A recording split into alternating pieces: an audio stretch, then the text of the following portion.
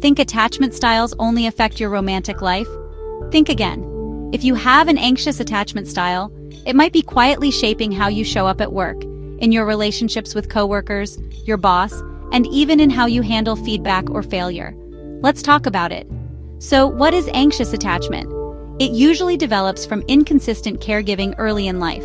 As adults, it shows up as a deep fear of rejection, a need for constant reassurance, and a tendency to internalize even small signs of disconnection.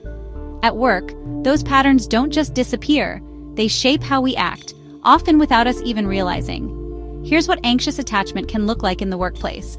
First, overworking to earn approval. I might constantly go above and beyond, not just from ambition, but because I want to feel liked, valued, or validated.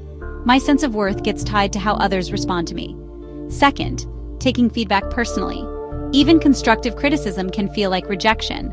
Instead of seeing it as a chance to grow, I might spiral, overthink, or worry my job is at risk. Third, over-apologizing or people-pleasing.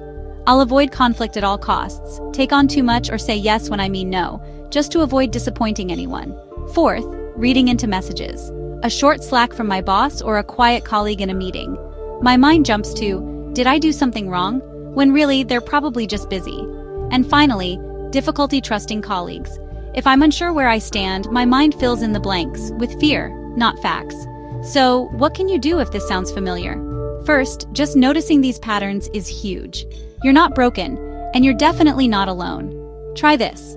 Pause before reacting. Ask yourself, is this fact or is it fear?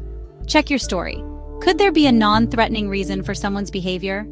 Set a small boundary, say no to just one thing, and give yourself proof that the world won't end. And if you can, talk to a therapist or a coach about how early attachment still shows up in your adult life. Because healing isn't just about love, it's about showing up at work, calm, confident, and connected, without letting fear run the show. If this resonated, let me know in the comments, or share it with someone who needs to hear it.